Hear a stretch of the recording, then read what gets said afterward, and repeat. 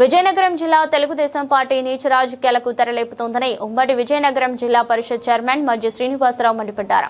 నేడు ఆయన మీడియాతో మాట్లాడుతూ రాష్ట్ర రాజకీయాలలో సమస్యలపై చర్చ జరగకుండా సమస్యలను దారి మళ్లించే ప్రయత్నం జరుగుతోందని ఆరోపించారు. మావిగన్ అంశాన్ని పక్కదారి పట్టించే విధంగా మంత్రి అచ్చెన్నాయుడు దశాబ్దాల క్రితం చోటు చేసుకున్న విషయాలను తెరపైకి తీసుకువచ్చే నీచ రాజకీయాలకు తెరలేపుతున్నారని మండిపడ్డారు.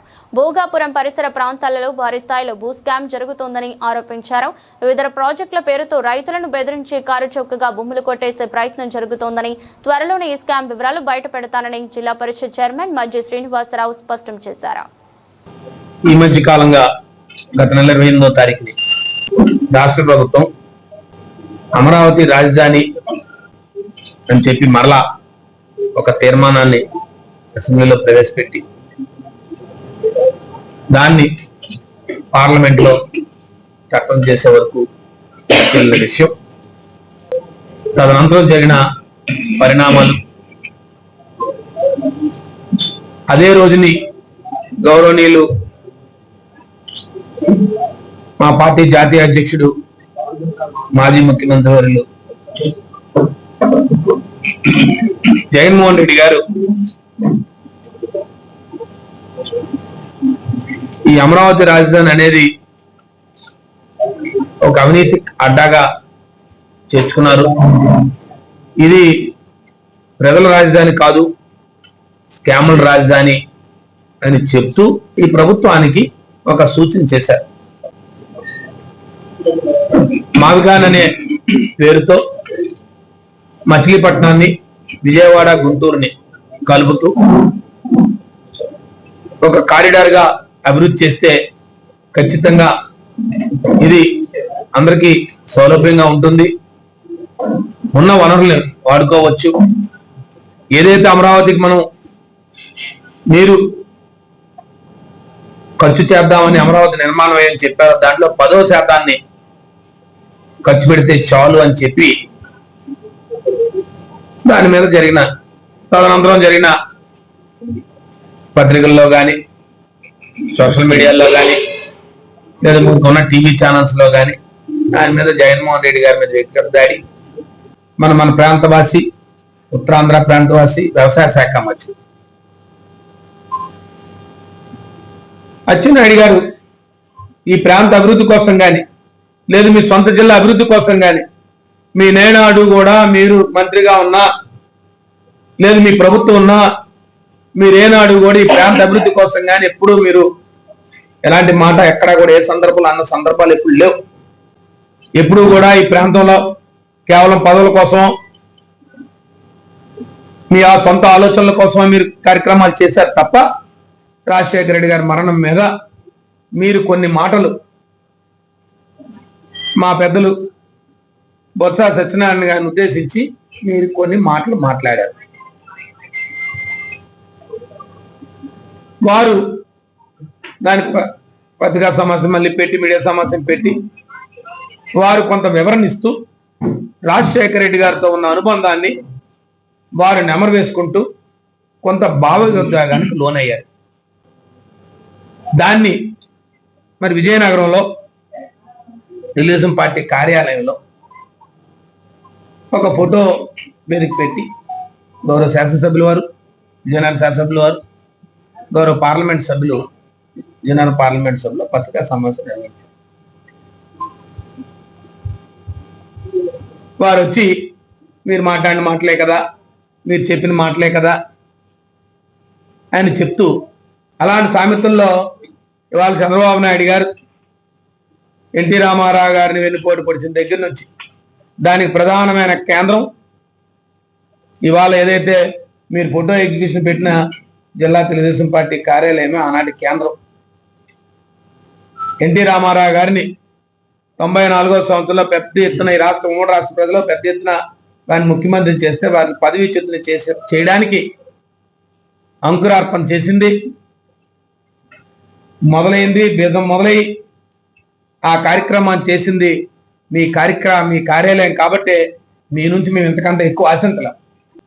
మన జిల్లా కేంద్రంగా రాబోయే రోజుల్లో తెలుగుదేశం పార్టీ ఈనాటి ముఖ్యమంత్రి చంద్రబాబు నాయుడు గారి దగ్గర నుంచి ఈనాటి ఉన్న కేబినెట్ లో ఉన్న మంత్రులు ఆనాటి ఉన్న వేరు వేరు పార్టీల్లో వారి వారు మాట్లాడిన మాటలు కానీ అది జిల్లా స్థాయిలోనే కాదు నియోజకవర్గ స్థాయిలో కూడా ఈ కార్యక్రమాలు చేయాలని చెప్పి పెద్దల అనుమతిని ఇంకా నేను తీసుకోలేదు. మా వాళ్ళందరితో మాట్లాడి చర్యలు తీసి అనుమతి తీసుకొని ఖచ్చితంగా అవినీతి కార్యక్రమాల మీద ఈ జిల్లాలో మీరు చేసిన 2 సంవత్సరాలు మీ తాలూకా పనితీరు మీద సాక్షాత్తు నేను చెప్పిన మాటలు కావు. మీ ముఖ్యమంత్రి గారు మిమ్మల్ని ఉద్దేశించి మాట్లాడిన మాటలు కానీ అది మీ ప్రసార మాధ్యమాల్లోనే మీ టీవీల్లోనే మీ పత్రికల్లో వచ్చిన మాటలను కూడా మేము ఎగ్జిబిషన్ లో పెట్టి ఖచ్చితంగా ఊరూరా దాన్ని అవసరమైతే ఎంతంత ప్రాంతాలకు తీసుకెళ్లి మీ గురించి మీ ముఖ్యమంత్రి గారు ఏం మాట్లాడారు, సాక్షాత్తు మీ ముఖ్యమంత్రి గారు మీ శాసనసభ్యుల పట్ల మీ పనితీరు పట్ల వారి తాలూకా మీకు వారు ఏ తప్పు మాటలు చెప్పారు అది కూడా చెప్తాం. ఆనాడు కేంద్ర మంత్రిగా పనిచేసిన అశోక్ గజపతిరాజు గారు కూడా వారు కూడా రిజైన్ చేసి వారు కూడా మాట్లాడిన మాటలు ఇవన్నీ కూడా వాళ్ళ మోడీ గారు దీన్ని ఏం సమాధానం చెప్తారు మీరు? మోడీ గారు మీ గురించి ఏం చెప్పారు? మీ ముఖ్యమంత్రి గారి గురించి ఇవాళ మీ ముఖ్యమంత్రి గారు మాట్లాడుతున్న మాటలేంటి?